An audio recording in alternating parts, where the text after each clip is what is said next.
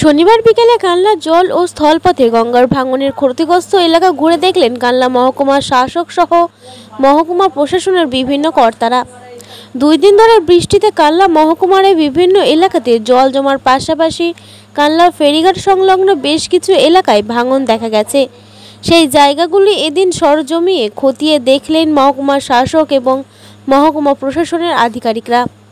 SDO এদিন বলেন, ভাঙনের জায়গাগুলো খতিয়ে দেখছি, যাদের ঘরে জল ঢুকে গেছিল এমন 67 জনকে সরিয়ে নিয়ে যাওয়া হয়েছে।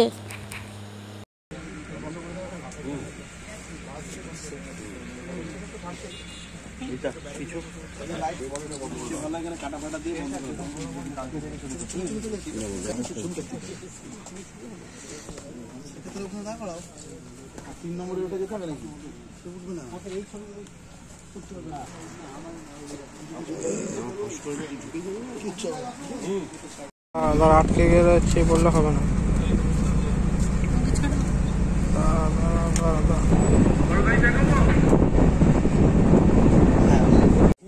তখন এখান থেকে এবার দিয়ে এতটা ফাঁক নিয়ে বেলা 8টার মধ্যে জল কি বেশি ছিল তখন?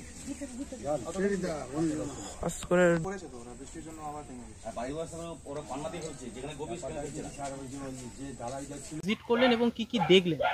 কালনা শহরে আজকে আমরা সকালেই খবর পেয়েছিলাম কি ভাঙন, যে আগে আমরা 4-5 মাস আগে শুনছিলাম কি এখানে ভাঙন শুরু হয়েছে বৃষ্টির পর। তো আবার সকালে খবর এসেছিলো, তার জন্যই আমরা প্লাস ভাইস চেয়ারম্যান, আইসি, আমাদের ডিএমডিসি সব এসডিএমের উপরে সবাই আছেন এখানে।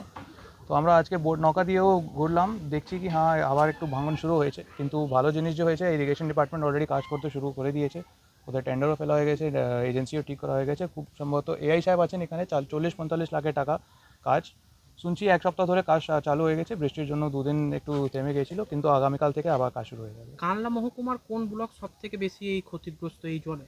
এখন যে অবস্থা আছে 5টা ব্লকের মধ্যে মন্তেশ্বর আর কালনা ওয়ানের একটু ক্ষতি বেশি আছে আমাদের, কিন্তু টোটাল গোটা সাব ডিভিশনের মিলিয়ে 350 থেকে 400 বাড়ির ভাঙন আমরা খবর পেয়েছি। কিন্তু 2000 থেকে 2500 তারপলিন প্লাস আমাদের আলাদা যে ডিজাস্টারের সামগ্রীগুলো হয় আমরা অলরেডি ডিস্ট্রিবিউট করতে শুরু করে দিয়েছি।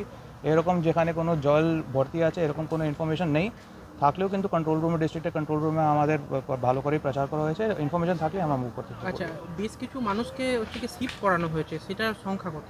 কালনা 1 ব্লকের শুধু একটা জিপিতেই 67 জনকে শিফট করা হয়েছিল আইসিডিএস কালনা 1 ব্লকে আইসিডিএস সেন্টারে। কোন গ্রাম স্যার ওটা? গ্রাম পঞ্চায়েত কোনটা আছে?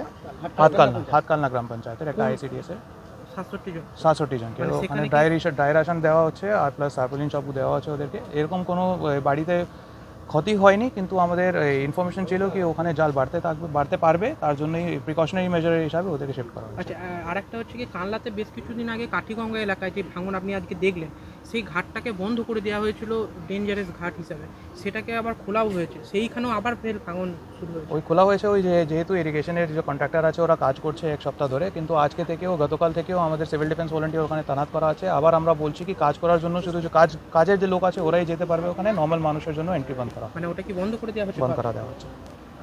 Thank you. স্যার, এই জল ছাড়া হচ্ছে কি? জল আমরা যে খবর পেয়েছি আজকেও খতান থেকে 1 লাখ কিউসেকের কাছাকাছি জল ছাড়া হচ্ছে। তো আমাদের ইনফরমেশন এটাই আছে কি আমাদের এইখানে খুব বেশি জল বাড়বে না, জামালপুর আর খণ্ডঘোষ ব্লকের একটু জল বাড়তে পারবে, কিন্তু তারপরেও আমাদের সবারই একসাথেই সতেজ আছি। মানুষদেরকেও জানানো হচ্ছে কি জল বাড়তে পারবে, যদি বাড়তে পারবে আর যদি বাড়তে থাকে আমরা অ্যাকশন নিতে পারবো। জল ডিভিসি দামোদর ভ্যালি কর্পোরেশন থেকে ছাড়া হচ্ছে খয়তান ড্যাম থেকে। আচ্ছা, এখানে দেখলাম যে একবার পুরো ভাঙন যেখানে শুরু হচ্ছে সেইখানেই সরকারি 2টি আবাসের ঘর হচ্ছে, তো সেই ঘরগুলো কি মানে হচ্ছে কি এরপরে এখন যেহেতু ওই সরকারি ঘর হচ্ছে ওখানে তো কেউ থাকছে না, তার জন্য শিফট করার কোনো জায়গা নেই। কিন্তু যদি এইরকম আমরা ভাঙন দেখি কি যেখানে মানুষ অ্যাকচুয়ালি থাকছে ওদের যদি হয়ে থাকে তো আমরা ওদেরকে শিফট করার জন্য পৌরসভার মধ্যে সুযোগ নেব। Thank you.